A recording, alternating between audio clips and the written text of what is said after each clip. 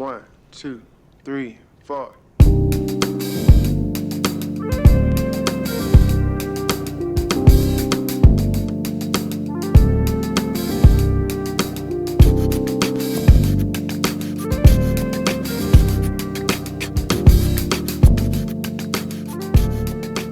All right, and welcome back to It's Not a Sport, Season 3, Episode 10.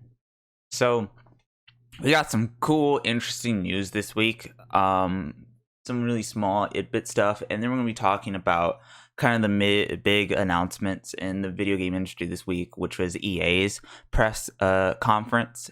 It was a small kind of show, not a whole lot to talk about, but really in the subtext of the conference and the moves that EA is doing is what makes it really, really interesting to me. But before we get into that, which is our main topic of this week, we're going to talk about esports like always, starting with the LCS. So in the LCS, we have Cloud9 in first, followed by Evil Geniuses and Counterlogic Gaming, Team Liquid, and FlyQuest all tied for second. Then we have TSM in sixth, Golden Guardians and 100 Thieves tied for seventh, and Immortals and Dignitas tied for ninth. And I actually wanted to voice my opinion on this league real quick because I decided to watch some of the games this weekend. There's been a lot of talk about how the LCS broadcast quality as a whole has dropped, kind of due to COVID, mostly the Friday night thing, them not really knowing what they want to do and them not having an idea and what they want the broadcast to be. So that's one thing that I think is worth kind of just bringing to you guys' attention. My biggest problem with the LCS, and I feel like it's always been a problem with just RNA as a region in general, is the quality of games.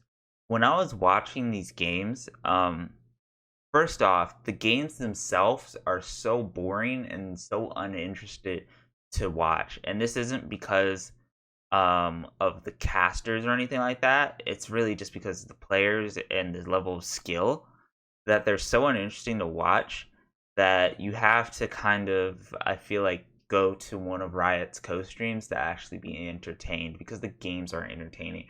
And we really see that in the type of casting. If you watch the LCK streams and their casters, they barely have to work. They barely really have to cast the games because the games themselves are such high quality and they speak for themselves and they're entertaining to watch. And the casters don't have to work. But if you watch NA and you watch the NA casters, they have to work a lot more than they probably should because the games and qualities of themselves are really hard to watch. And I kind of, to fix this problem, it's really hard to say because I think we just have a different mindset compared to the rest of the world in the other leagues. And, you know, just how teams use their import slots, how they draft, they really don't care anymore. And especially since franchising has happened in this league, it's just become more relevant where you don't really have to try anymore, I feel like, and just the quality of overall has just dropped a lot over the years. That's just something I wanted to mention. It's a problem that I think the NA region has to fix as a whole and really get behind. Not just the players, but the teams and the coaches, and even Riot, everyone. Because these games are really hard to watch. Moving on to a better league. LEC, Rogue is in first, tied with Mad Lions. Then we have SK, Origins, Fnatic, and G2 all tied for third. We have Misfits and Team Vitality in seventh. And then XL is ninth. And this Skalk 04 is 0-5 in last place. In LCK, we have Damwon, Freaka Freaks, and Dragon X all tied for first. Genji, Solhi, One Prince, Team Dynamite, and T1 all tied for fourth. Then we have Hanwha Life, Sandbox Gaming, and KT all tied for eighth. And in China, we have Top Esports in first, Victory 5 in second, also tied for Victory 5, Royals Never Give Up. Then we have LGD Gaming, and Invictus tied for 4th. Team WE in 6th. Fun Plus in 7th. Sunny is 8th. Edward Gaming and LNG Gaming. Oh boy, these. In 9th. E-Star in 11th. JD in 12th. Vinci and Billy B tied for 13th. Oh my god in 15th. Rogue Warriors in 16th. And Dominus Esports in 17th. In the Overwatch League, we have Shanghai Dragons in 1st, followed by Philadelphia, San Francisco, New York, Guangzhou Chargers, Florida Mayhem, Paris, Los Angeles Valiants, Hangzhou, Atlanta, Seoul Dynasty, Houston, Los Angeles Gladiators, London, Toronto, Dallas, Chengdu, Vancouver, Washington, and then Boston is in last place. Moving on to games that are coming out this month, we have the Pokemon Sword and Shield, the Isles of Armor DLC came out. We had The Last of Us Part 2 come out in our previous week. Looking forward, we have Blair Witch that comes out on the Switch. Times of Time, Star Wars Episode 1 Racers comes out on the Switch. Nothing really of big importance. A fairy tale game on like PC, Switch, and PlayStation. 7 Doors on PC, so nothing really important right now. I think all the big releases for the first quarter or the first kind of big half of this year have already come out, and we won't see a lot of the other releases until maybe September. With that, we can get into kind of our small announcements before we get into our main talk. First being Cyberpunk, of course. I don't know if I mentioned this on the show, but it's pretty obvious just the way how things worked and with COVID. Cyberpunk got delayed until I believe December of this year, so that's kind of sad to see and hear about. But as long as it's still a great game, again, like I think I have no problems with them being delayed. Pokemon Snap was announced. If you don't know what Pokemon Snap is, it was an old school kind of gimmick game about where you would take pictures of Pokemon. So it's like, imagine like taking pictures of wildlife or like birds or whatever. That's what it is. You're taking pictures of actual Pokemon. And then we have Crash Bandicoot 4 to be announced as well. That came out today, actually, at the time recording this. And that is, I believe, due out October 2nd. So those are kind of our big, small announcements that kind of flew under the radar this week that were announced out there to the public. Now we're getting into the EA press conference, which will be our next talk, starting right about now.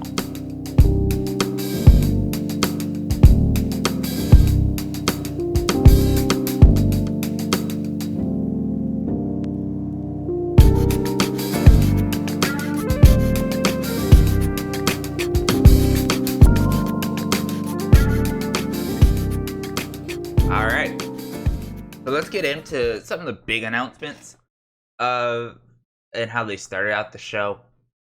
They started it out with Apex Legends, as always. They talked about a new Lost Treasure event that will be coming, I believe, in next month or next week, very soon. They talked about Apex coming to Steam, and you'll see a theme here, which we're going to talk about at the end of the show. The Apex is coming to Steam in the fall. It will have crossplay as well, and it will also be on the Switch as well in the fall. Excuse me. So that was their first big announcement that they talked about. And they talked about how this has been the biggest season for Apex ever. So they're seeing a lot of good things with Apex. Not surprised. I think Apex is a fantastic game in itself, and they really did a good job. And I hope really what I want to see is a new Titanfall 3. Then they talked about The Sims. Sims is a fun little gimmick game. It's not huge. There's not. They didn't announce anything at all for the Sims. Just kind of like did a whole like diversity kind of PC bullshit presentation. Um, and they just talked about it coming to Steam. So nothing huge there. Then they went into more of their the indie studios. The dude who, the famous, infamous, fuck the Oscars dude, talked about his new game, It Takes Two. Last big, I guess, EA game that came out for him was A Way Out, which was the prison co-op game. So It Takes Two is another co-op game about it's a co-op adventure game that they talked about. They talked in another studio, which was very small in development. They didn't really have a whole lot. Talked about Lost in Random was a game that they talked about. It's like a dark sort of indie game that is about like randomness, I assumed. And then lastly, they announced Rocket Arena, which is like a 3v3 explosive action battle arena sort of game. And they announced that would have crossplay, and they're doing a closed beta or something at the very soon. So those are kind of the small only announcements that they released. They also did smaller in between announcements within the stream, like Dead Space 3, A Way Out, Titanfall 2, all on Steam. I hope you're starting to see the theme here. Other than that, I guess the big announcement, which we got a little bit earlier, I think, was Star Wars Squadrons was announced. And if you don't know what this is, it's basically they had it, I think, originally in Battlefront or Battlefield, and then they took it out.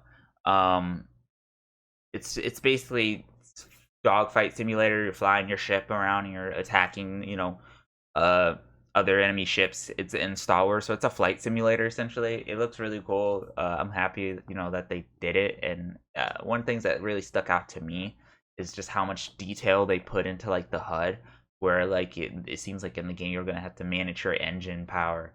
You're gonna have to manage, blaster power and your health total and maneuvers. So like if it's that in depth and detailed, then I think it's gonna be a very interesting game. It's also VR. It comes out October 6th, so it's a really cool kind of thing. It's not something huge to get excited about, I think, because it was already in Battlefront, like originally, I believe. But it's definitely cool to see that being made. We do also know that there's a new Fallen Order game in the works that's supposed to come out eventually, because they said that they were going to make sequels to that game. Lastly, they talked about EA Sports stuff.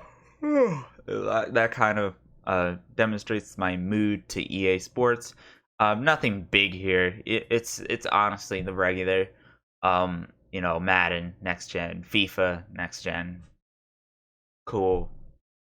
So that's that, and then they teased some stuff, like really small stuff, like a new dice game and a new, like Dragon Age from BioWare was kind of there.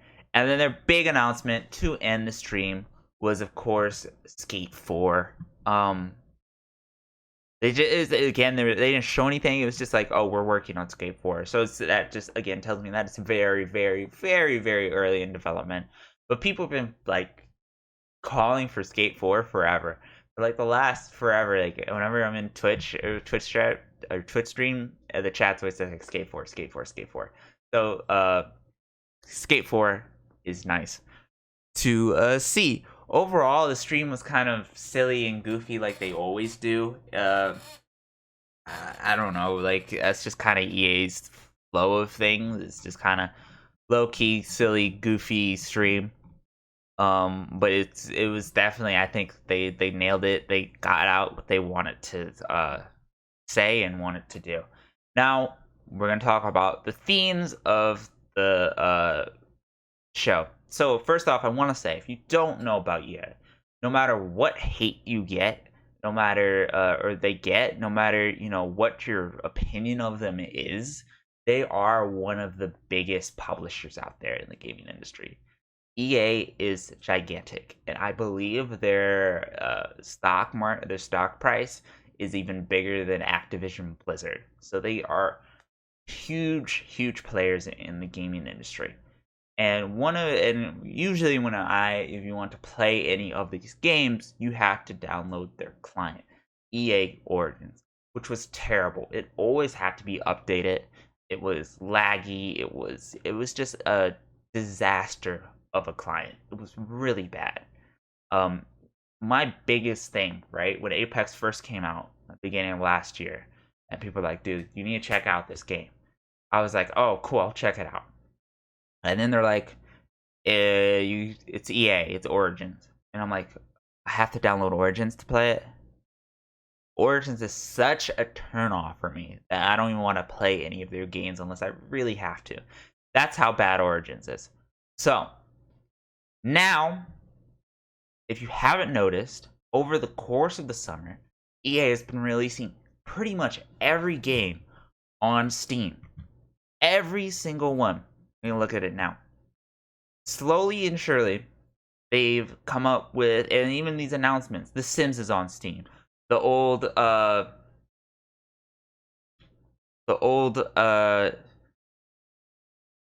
sorry, I'm blanking. Mass Effect games are on Steam. All the Star Wars games, they were originally on Steam, but now they're also being pushed to Steam.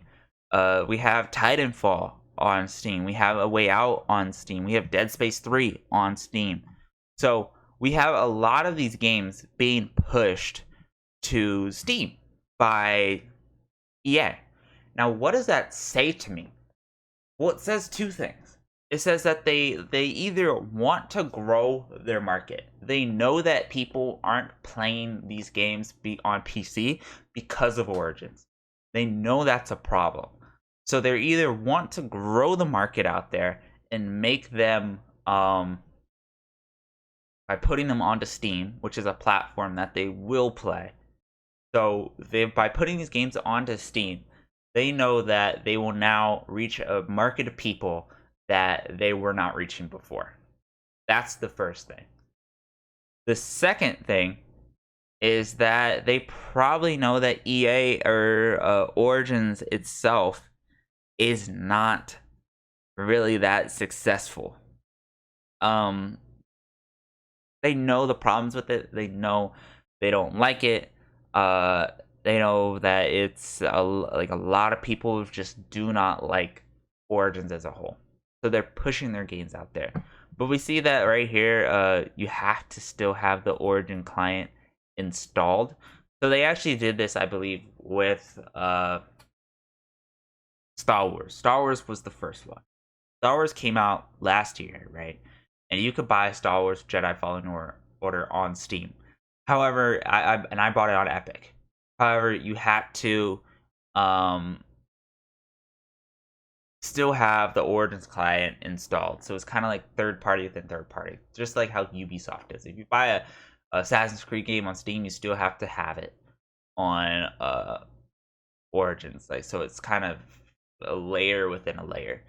So I'm kind of sad to see that they're not killing Origins, but they're definitely making a push into a market by having it on Steam where just get people's awareness, because probably a lot of people don't know about Origins. Probably a lot of people don't want to be on Origins. So them pushing into that market, I think it's good. That's the first big marketing thing that they got from this press conference. It's like, all of our games we're putting on Steam now. Because I think even though they're trying to be competitors and break up the market, I think a problem with the PC community as a whole is that there are a lot of launchers. There's Origins, there's Epic, there's Steam, there's Ubisoft. There's and that's a problem. Okay, there's Microsoft has their own that comes in Windows 7, and that's a problem. So putting it all on Steam, and then you have to third party sub it out to Origins, I think is probably a smart move. That allows gamers to have all their games in one place, and also publishers to still have their clients and whatever, make money off of that. It allows people to have choices, which I think is really smart. The second big overall theme that we saw was crossplay. Activision has been kind of behind this, but EA is really pushed towards crossplay. We saw with the Apex, I think not having crossplay was one of its biggest downsides compared to Fortnite. Why Fortnite was whooping Apex's ass really long is because it has crossplay. But now that we're moving on so that both have crossplay, that's really good. We also saw like the fucking Rocket Arena game also has crossplay. So pushing it over to crossplay, pushing games for crossplay is good because it overall connects a lot of people as a whole, and that's kind of where the future is going. As the industry pushes more to a subscription base, to online streaming base, we want to see more crossplay in our games because I think that overall is better for the community, and it's about time. And it's segregation as a whole. It can be good, but it's bad overall. So pushing it for crossplay is the big two themes, and I think these are really good moves for EA as a whole.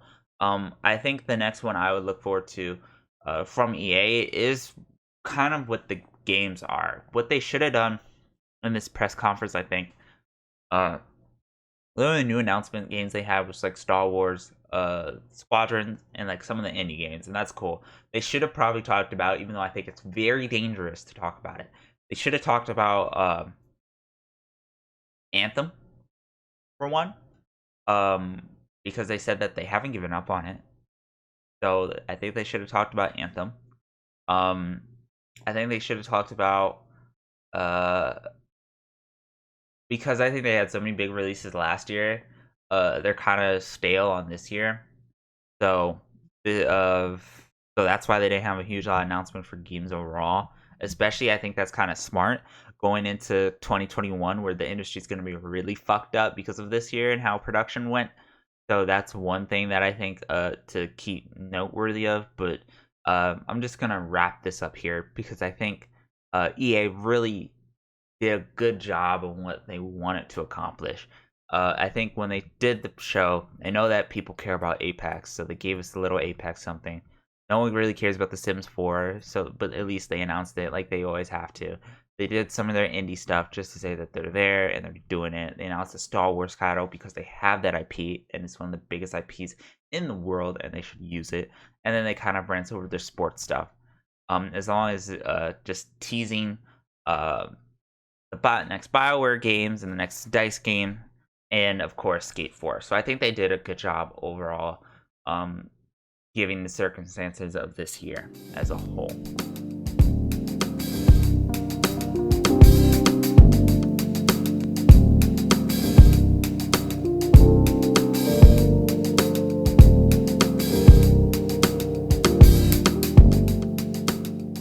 All right.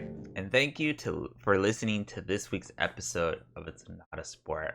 I hope you enjoyed our little EA talk. I think that, them making these moves is very interesting overall for the industry and something to keep your eye on. If you enjoyed our show, make sure to leave a like, comment, follow us. It always helps out. If you want to see the video version or all of our past shows and past seasons, follow us on YouTube. It's Not a Sport. If check out our website and follow us on our social media, It's Not a Sport to You, our Instagram. This has been your host, Salty Waffles, signing off, and I hope you guys are having a wonderful life.